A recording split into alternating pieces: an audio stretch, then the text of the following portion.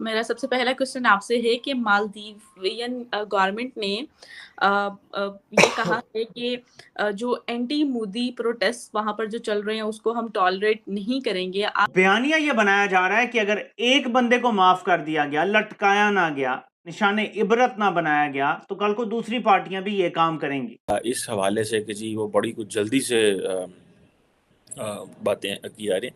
जैसे for example recently एसएलजे Thales ने वो तो मोदी जी आपको कितनी बार कहा है आर्मी से बात कीजिए, आर्मी चीफ से बात कीजिए, हमारा तो बता बता के गला बैठ गया कार्नेगी एंडोमेंट में लिखा था कि अमेरिकाज बैड फॉरेन अफेयर्स में लिखा था अमेरिकाज बैड बेट। एसएलजे टैलेस वर्क्स थे। नमस्कार दोस्तों, जय हिंद। दोस्तों, मालदीव सरकार ने एंटी मोदी प्रोटेस्ट पर मालदीव में पूरी तरीक़ा से बैन लगा दिया है, क्योंकि मालदीव की विपक्षी पार्टियां चाइना के लिए काम करती हैं। यही कारण है कि चाइना हमेशा साजिश करता रहता है। क्या है, पाकिस्तानी मीडिया का रिएक्शन। वीडियो को स्टार्ट करते हैं, लेकिन उससे पहले यदि आपने हमारे चैनल को सब्सक्राइब नहीं किया तो सब्सक्राइब करें। वीडियो पसंद आए तो लाइक करें, कमेंट करें और शेयर करें। जय हिंद, वंदे मातरम। आप इस बारे में क्या कहना चाहेंगे? देखें, मालदीव की पहले थोड़ी हिस्ट्री हो तो पहले मालदीव इंडिया का ही पार्ट था। उसके बाद देखें इंडिया के, मैं ये कह सकता हूँ, बड़े एहसानात हैं मालदीव पे। तो मालदीव के लोग, जो जनरल पॉपुलेशन है, वो कभी उस चीज को भूली नहीं है। राजीव गांधी के टाइम पे मालदीव में कू हुआ था, तो लेस देन 12 आवर्स, 12 घंटे से भी पहले पहले उधर डेमोक्रेटिक गवर्नमेंट इंडिया ने स्टैब्लिश करवा दी थी और उस डिक्टेटर को पकड़ लिया था। अगर आप 2015, 16, 17 के आसपास की बात करें तो उस वक्त भी मालदीव को चाइना ने डेट ट्रैप में फंसा दिया था। मालदीव ऑलमोस्ट बैंकक्रप्ट होने वाला था, तो India was the one who bowled it out. India ने मदद की थी, लाइन ऑफ क्रेडिट्स वगैरह भी दिए मालदीव को, और फिर इंडियन रुपी में भी ट्रेड की। जो भी जरूरत के सामान है मालदीव को, तो वो यहाँ से जाए, इंडिया से जाए इंडियन रुपीज में। अब बात है जो करंट प्रोटेस्ट, देखिए करंट प्रोटेस्ट जिसने किए हैं वो अपोजिशन की पार्टी है, और मालदीव में जो अभी रूलिंग पार्टी है वो बहुत लिबरल सेक्युलर पार्टी कहलाई जाती है, नेशनलिस्ट पार्टी। जो अपोजिशन पार्टी है वो एक्सट्रीमिस्ट पार्टी है। अब मालदीव की अपोजिशन पार्टी इंडिया के लीडर, इंडिया की रूलिंग पार्टी के खिलाफ अगर प्रोटेस्ट कर रही है, ठीक है, और मालदीव की अगर हिस्ट्री में देखूं रिसेंट 1 डेकेड और 1.5 डेकेड्स की, तो it's clearly CCP manage, CCP funded. तो ये सीसीपी का है, इसमें कुछ नहीं। और देखें, प्रोटेस्ट के ऊपर मालदीव गवर्नमेंट ने तो क्लियर कट कह दिया कि नेक्स्ट टाइम ऐसे प्रोटेस्ट हम हेल्ड भी नहीं होने देंगे, and we totally support India and its leadership, और ऐसे प्रोटेस्ट हम आगे होने भी नहीं देंगे।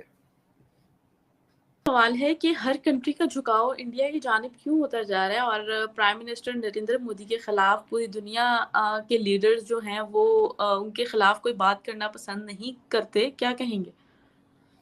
देखें, इसका बड़ा शॉर्ट में अगर मैं आंसर दूं, ठीक है, 2 आंसर है मेरे पास। एक, अगर हम सार्कास्टिकली बात करें तो चढ़ते सूरज को हर कोई सलाम करता है, ठीक है। और अगर मैं लॉजिकल जवाब दूं तो उसका ये है कि if you control trade, you control geopolitics. If you control fuel, you control Nations. If you control food, you control people. तो इंडिया आज दुनिया की ट्रेड को भी कंट्रोल करता है, क्योंकि इंडिया से बेहतर ऑप्शन अभी दुनिया के पास नहीं है। स्किल्ड मैन लेबर हो गई आपकी, इन्वेस्टमेंट्स हो गई, लैंड हो गया, बिजनेस अपॉर्चुनिटीज हो गई, सप्लाई चेन्स को रिजिलियंट बनाना और फ्री बनाना, ठीक है। वो जैसे सर ने कहा ऑटोक्रेटिक, उसके ऊपर वो दबाव नहीं चाहिए। जैसे बांग्लादेश है, बांग्लादेश में डेमोक्रेसी है लेकिन वो ऑटोक्रेसी से मिक्स हुई भी है, जबकि मैं सपोर्ट करता हूँ, मैं शेख हसीना का बहुत बड़ा सपोर्टर हूँ, पर उस देश की जरूरत वैसी है तो वो वहां पर वैसे है। इंडिया वर्ल्ड फूड बास्केट में 35% कंट्रोल करता है। इंडिया नहीं तो दुनिया में लोग भूखे मर जाएंगे 35%। सिंपल है। इंडिया आने वाले वक्त में फ्यूल कंट्रोल करेगा, जिसकी तैयारियां आज चल गई हैं, शुरू हो चुकी हैं। आप कभी इंडियन ऑयल सेक्शन पे हम लोग करेंगे, इंडिया फ्यूल सेक्शन पे, कि अगले 5 से 6 साल में इंडिया कैसे दुनिया का फ्यूल और एनर्जी सेक्टर को कंट्रोल करेगा। इंडिया ने ऑलरेडी पैर रख दी हैं, उस पैर रखने के बाद अब राइज करके वो कंट्रोल करने की बात है। इंडिया दुनिया की शुगर रेट्स को ऊपर नीचे करने वाला इंडिया है, इथेनॉल रेट्स को ऊपर नीचे करने वाला इंडिया है, कमोडिटी मार्केट्स, इंडिया दुनिया के गोल्ड रेट्स को ऊपर नीचे करने वाला इंडिया है। सिर्फ अमेरिका नहीं है आज के वक्त में, दुनिया की डायमंड मार्केट को ऊपर नीचे करने वाला इंडिया है, दुनिया की स्टील मार्केट को ऊपर नीचे करने वाला इंडिया है। आप इंडिया की कमोडिटी मार्केट्स को, इंडिया के इंडेक्सेस को, कमोडिटी इंडेक्स हो गए, गिफ्ट सिटी क्यों बनी है? गिफ्ट सिटी इसीलिए नहीं बनी कि इन्वेस्टमेंट चाहिए इंडिया को, इंडिया के पास और भी ऐसे बहुत से शहर हैं। गिफ्ट सिटी बनी है दुनिया के फाइनेंशियल सेक्टर को कंट्रोल करना, और आप दुनिया के फाइनेंसिस को कंट्रोल कर रहे हैं तो मतलब दुनिया की ट्रेड को कंट्रोल कर रहे हैं, दुनिया की ट्रेड को कंट्रोल कर रहे हैं तो दुनिया की जियोपॉलिटिक्स आप कंट्रोल कर रहे हैं। तो आहिस्ता आहिस्ता दुनिया और झुकेगी, और झुकते झुकते फिर घुटनों पे भी आएगी इंडिया के आगे। तो ये जो क्वेश्चन है, उस आर्टिकल ने बेसिकली अमेरिका में काफ़ी ज़्यादा शोर डाला, and that article just came before prime minister Modi was about to reach in Washington. तो और वो कहा जा रहा है कि वो आर्टिकल जो है वो लिखवाया गया था या जो भी था उस हवाले से, I don't want to get into it. लेकिन ये जो क्वेश्चन है जिसे वो कहते हैं ना कि अमेरिका को इंडिया चाहिए ताकि वो अपनी हेजमनी बरकरार रख सके, ठीक है जी।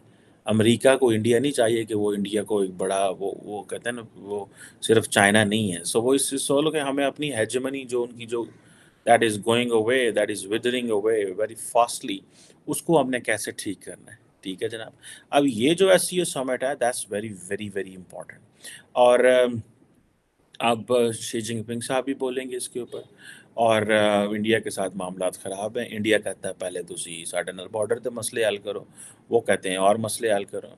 और ये जो हिमालयन बॉर्डर है और दोनों मुल्कों के जो स्टांस है जिसे वो कहते हैं ना वो बड़ा सख्त होता जा रहा है।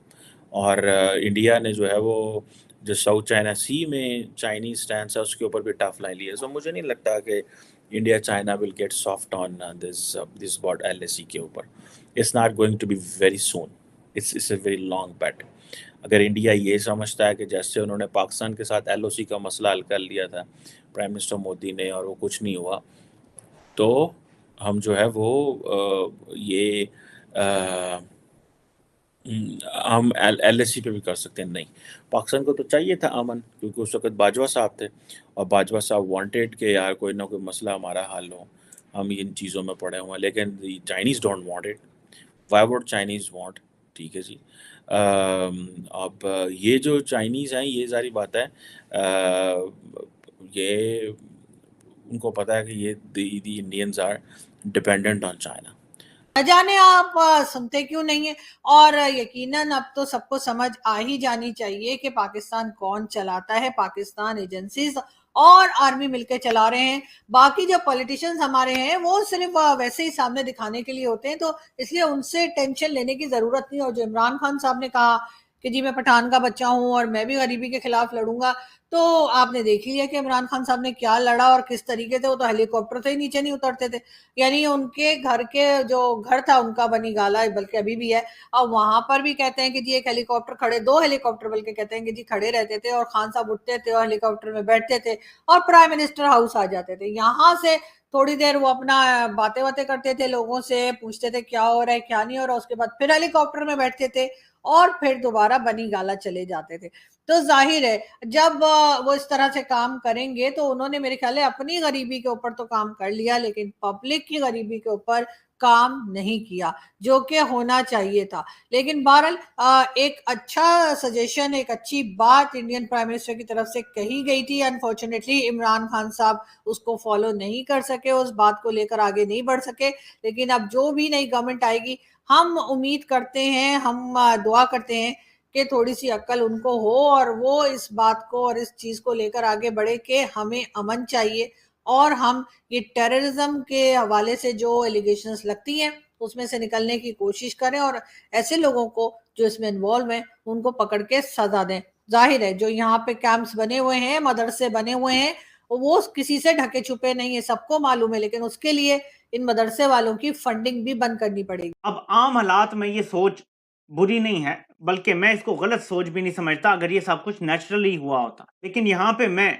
एक दूसरा एंगल सामने रख दूं, फैसला करने वालों ने ही फैसला करना है, और वो ये है कि अगर पाकिस्तान में अब भी इतनी तोड़ फोड़ के बाद भी तहरीक इंसाफ के आपने सारे मेन लीडर्स तोड़ लिए, देखें इमरान खान की जो किचन कैबिनेट थी ना, आपने सारी तोड़ ली है। ऐसा तो नवाज शरीफ के साथ भी नहीं हुआ था। इसके बाद अगर आप फिर भी 90 दिन के अंदर अंदर शफाफ इलेक्शन करवा दें और इमरान खान भी हिस्सा ले, बाकी पार्टीज भी हिस्सा लें और मजीद कोई इंजीनियरिंग ना की जाए, मैं यकीन दिलाता हूँ आपको कि ऐसा वाकया दोबारा कभी नहीं होगा। तो दोस्तों, मालदीव की विपक्षी पार्टियां हमेशा चाइना के पक्ष में खड़ी हुई नजर आती हैं, लेकिन मालदीव की मौजूदा सरकार भारत के लिए दीवार की तरह खड़ी रहती है। जिस तरह से मालदीव में विपक्षी पार्टियां भारत के खिलाफ प्रोटेस्ट कर रही हैं, उस पर मालदीव की सरकार ने 2 टूक सुना दिए। यदि दोबारा प्रोटेस्ट के लिए लिखने तो सहन नहीं किया जाएगा, क्योंकि जिस तरह से चाइना हमेशा से भारत के खिलाफ दूसरे देशों में साजिश रचता है, उससे चाइना हमेशा मुंह की खाता है। उसके बावजूद भी चाइना अपनी हरकतों से बाज नहीं आता, क्योंकि मालदीव में जिस तरह से भारत ने मदद की है, भारत का एहसान मालदीव कभी भी नहीं भुला सकता। लेकिन मालदीव की विपक्षी पार्टियां पूरी तरीक़ा से चाइना के पक्ष में है, क्योंकि चाइना जिस तरह से लोगों को अपने कर्ज जाल में फंसा लेता है, उससे उन्हें कर्ज लेने की लत पड़ जाती है। यही कारण है कि विपक्षी पार्टियों को लगता है कि जैसे ही वो सत्ता में आएंगी, वैसे ही उन्हें चाइना बड़ी तादाद में कर्ज दे देगा और वो अपना पैसा लूट लेंगे। क्या आपकी क्या राय, कमेंट में जरूर शेयर करें। यदि आप चैनल पर नए तो चैनल को सब्सक्राइब करें। वीडियो पसंद आए तो लाइक करें, कमेंट करें और शेयर करें। जय हिंद, वंदे मातरम।